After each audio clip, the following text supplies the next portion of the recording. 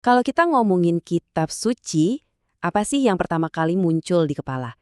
Mungkin buku tebal buat dibaca pas ibadah, atau sumber kutipan-kutipan yang indah.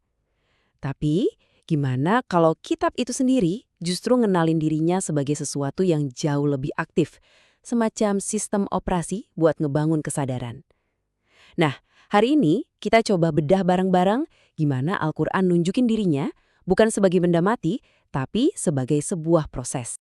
Pertanyaan besarnya jadi gini, apa iya sebuah kitab suci itu tugasnya cuma nongkrong di rak, jauh dari ruwetnya dunia nyata? Sumber yang kita bahas kali ini, wah nantang banget ide itu.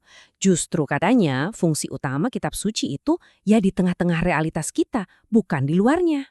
Dan kuncinya ternyata ada di ayat ini, dari surat Al-Baqarah. Coba deh perhatiin baik-baik susunannya.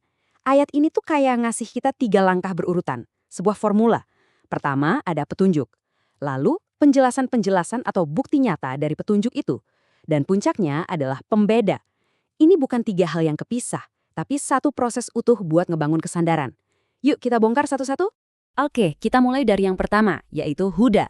Coba bayangin deh, ini tuh kayak kita lagi nyalain GPS di tengah hutan belantara kehidupan, ya kan? Sebelum bisa jalan kemana-mana, kita kan harus tahu dulu arah utara yang benar itu di mana. Nah, itulah fungsi awal dari Huda. Jadi Huda ini bukan cuma sekedar daftar boleh dan nggak boleh.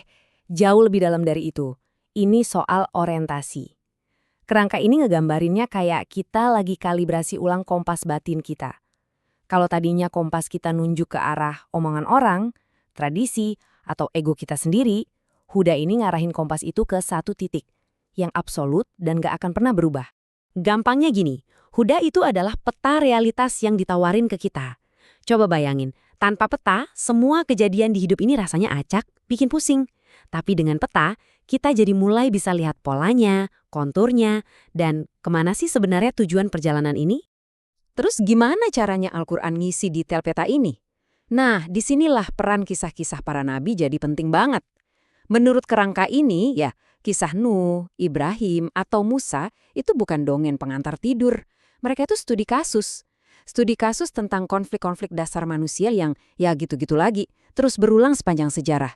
Perang antara kebenaran lawan zona nyaman mayoritas, atau beraninya satu orang lawan sistem yang nindas. Pola-pola inilah yang jadi detail penting di peta realitas kita. Oke, jadi kita udah punya petanya nih. Tapi kan, sehebat apapun petanya, kita perlu yakin dong kalau peta itu cocok sama tanah yang kita injak, betul nggak? Nah, disinilah kita masuk ke langkah kedua yang krusial banget, bayinat.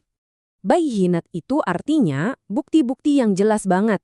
Ini tuh jembatan yang nyambungin konsep di peta tadi sama apa yang bisa kita lihat, kita rasain, dan kita analisis di dunia nyata. Ini tuh data-data di lapangan yang tugasnya ngevalidasi petunjuk dari Huda tadi. Nah, ini poin utamanya.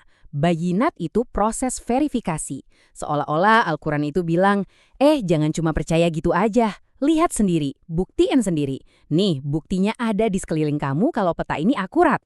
Proses inilah yang mengubah keyakinan dari yang tadinya abstrak jadi sesuatu yang dikonfirmasi langsung sama realitas. Contohnya gini, dan ini menarik banget. Al-Quran kan cerita soal Fir'aun. Tapi menurut kerangka ini, Fir'aun itu bukan cuma nama raja zaman dulu. Fir'aun itu sebuah pola kekuasaan yang seenaknya sendiri, yang suka mecah belah masyarakat cuma buat mertahanin kekuasaannya. Nah, dengan kacamata bayinat, kita diajak buat ngeliat di mana sih pola Fir'aun ini muncul lagi hari ini? Di sistem politik mana atau ekonomi mana? Terus coba kita lihat isu-isu gede zaman sekarang. Krisis iklim, ketimpangan ekonomi yang makin gila-gilaan, atau rasa hampa massal yang dialami banyak orang. Dari sudut pandang yang lagi kita bahas ini, semua fenomena tadi itu adalah bayinat. Mereka itu bukti nyata, data lapangan, yang nunjukin apa akibatnya kalau prinsip-prinsip di dalam peta Huda itu diabaikan. Oke, kita udah punya peta orientasi. Kita juga udah validasi petanya pakai bukti-bukti di dunia nyata. Terus sekarang apa? Nah, disinilah kita sampai di babak final.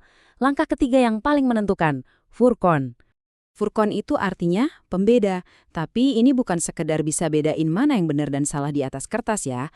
Ini adalah sebuah kemampuan yang lahir dari 2 tahap sebelumnya. Kemampuan yang ngasih kita kejernihan buat melihat, sekaligus keberanian moral buat bertindak berdasarkan kejernihan itu. Balik lagi ke analogi peta kita. Sekarang kita nggak cuma punya peta, tapi kita tahu persis kita lagi ada di mana. Di sebuah persimpangan jalan yang penting banget. Furqan itu adalah momen di mana kita udah nggak bisa lagi pura-pura nggak tahu atau sok netral. Kita harus pilih jalan. Bahkan milih diam aja itu udah sebuah pilihan. Dan pilihan ini bukan pilihan yang enteng. Ayat ini nunjukin betapa radikalnya tuntutan Furqan. Jadi penegak keadilan, bahkan kalau itu artinya kita harus melawan kepentingan kita sendiri, keluarga kita, atau kelompok kita.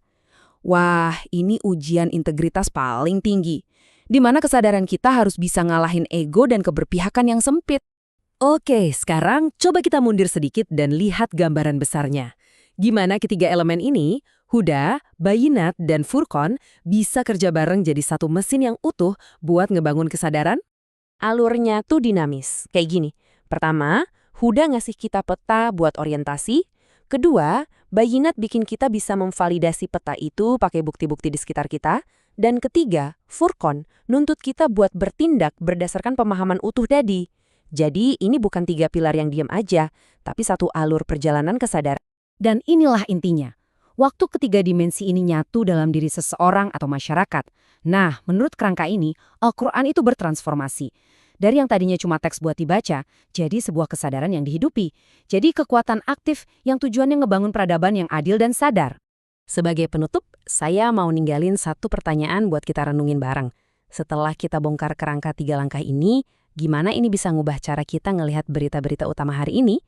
Gimana kita bisa pakai lensa Huda, Bayinat, dan Furqan buat ngebaca dunia di sekitar kita? Mungkin pada akhirnya ini bukan cuma soal membaca teks suci, tapi juga soal belajar membaca realitas itu sendiri.